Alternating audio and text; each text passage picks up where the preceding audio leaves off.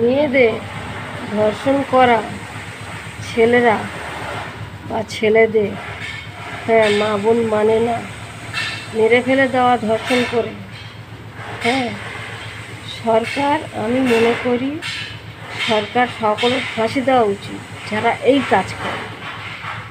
মেয়েরা বাইরে বার হলে তার মায়েদের ভয় যে কোন ছেলেরা ধরে সর্বনাশ করছে, আমার মেয়েটাকে মেরে ফেলে দিচ্ছে।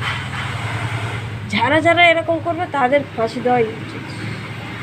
কাউকে আইন আদালত জেল খাটানো উচিত না। তারা জানে জেল খেটে আমরা ফিরে আসবো, বেঁচে তো থাকবো, কিন্তু না, তাদের জীবনে মেরে ফেলে দেওয়া উচিত। এইসব ছেলেগুলো যারা মেয়েদের সর্বনাশ করে মেরে ফেলে দেয়,